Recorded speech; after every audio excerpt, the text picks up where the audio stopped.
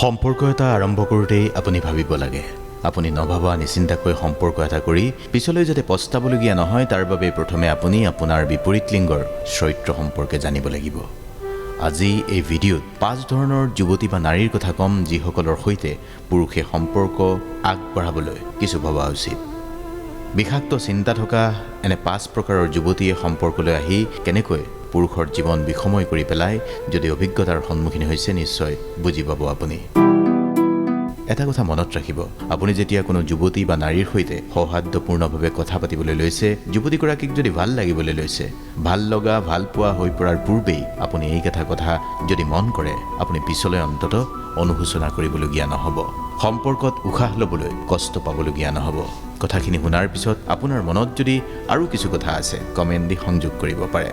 Number 1, সম্পৰ্কত অহাৰ পূৰ্বেই যি নাৰীয়ে পুৰুষক নিয়ন্ত্ৰণ কৰিব খোজে, কথাই সন্দেহ কৰে, অনবৰত মোবাইল ফোন পৰীক্ষা কৰে, হোৱাটছআপ ফেচবুকৰ পাছৱৰ্ড বিচাৰে, স্বভাৱতেই অধিক হিংসাকুৰীয়া হয়, অন্য নাৰীৰ কথা কেতিয়াও ভালকৈ নকয়, তেনে নাৰীৰ সৈতে সম্পৰ্ক তিক্ততাপূৰ্ণ হৈ পৰাৰ সম্ভাৱনাই বেছি।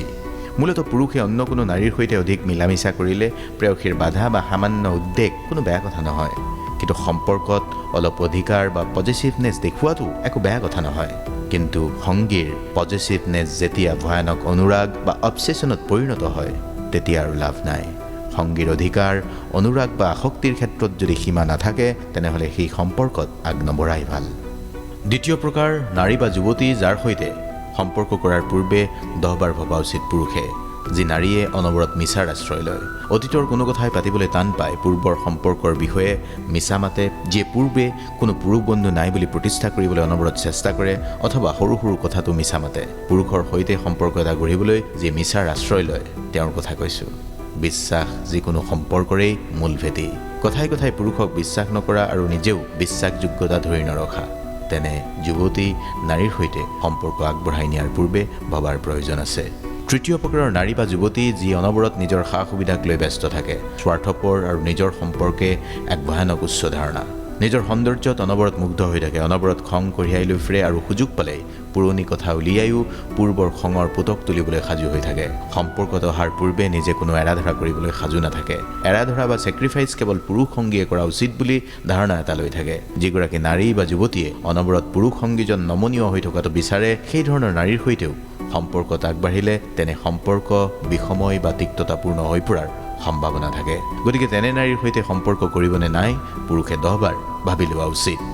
চতুৰ্থ প্ৰকাৰৰ নাৰী যি সকলো কথাতেই অসন্তোষ কৰে, সকলো কথাতেই অসুখী, অনবৰত নিজৰ স্বাৰ্থৰ বাবে কথা সলায়, আনকি সকলো সময়ত নিজৰ মতেই সকলো হোৱাটো বিচাৰে, আত্মকেন্দ্ৰিক আৰু নিজক সুৰক্ষিত কৰিবলৈ যিকোনো পন্থা লয়। গুৰুত্বপূৰ্ণ কথাটো হ'ল নিজৰ দুখ কষ্ট আৰু অশান্তিৰ বাবে যদি সদায় বেলেগক জগৰীয়া কৰে কোনো নাৰীয়ে, তেওঁই নিজে আটাইতকৈ ভাল, তেওঁকেই সকলোৱে মিলি আহুকালত পেলায়, তেনে নাৰী বা যুৱতীৰ পৰাও কিছু দূৰত্ব ৰাখি চলাটো ভাল। পুৰুষ সংগীক দুখী সজাই যদি সুখ হাসিল কৰাৰ প্ৰৱণতা ধাৰাবাহিকভাৱে দেখুৱায় তেনে নাৰীৰ সৈতে সম্পৰ্কত উশাহ ল'বলৈ কষ্ট হৈ পৰিব পাৰে পুৰুষ সংগীৰ। 5 নম্বৰ বা 5 প্ৰকাৰৰ নাৰী বা যুৱতী যাক আপুনি সঘনাই লগ পাই থাকে।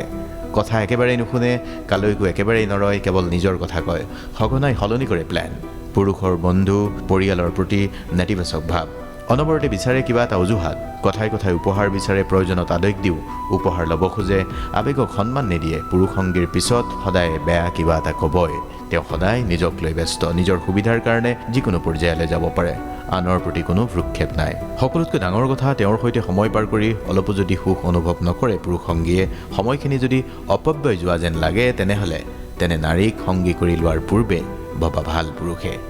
শেষত যে এটা গীতৰ কলি আছিল, তুমহে আপনা সাথী বনানে সে পেহলে মৰি জান মুঝকো বহুত সোচনা হে, প্যাৰ যুক্তা নিহি আছিল নেকি ছবিখনৰ নাম সম্ভৱত। সম্পৰ্ক এটা গঢ়াটো তেনেই সহজ, কিন্তু সম্পৰ্ক এটা গঢ়ি কষ্ট কৰি সম্পৰ্ক ধৰি ৰাখিবলৈ জীৱন জুৰি যুদ্ধ কৰাৰ পৰিৱৰ্তে সম্পৰ্ক গঢ়াৰ পূৰ্বেই ভাবি চোৱা ভাল। আপুনি যদি ভাবিছে ভাল সংগী পোৱা নাই, পোৱাৰ সময় যদি হোৱা নাই, অপেক্ষা কৰক। সম্পৰ্কত নথকাকৈ যদি সুখী, লাহে লাহেহে সম্পৰ্ক কৰিবলৈ আগবাঢ়ক সকলো জানি বুজি। গীতত কোৱাৰ দৰে ভাবি চিন্তি আগবাঢ়ক, ভালে থাকক।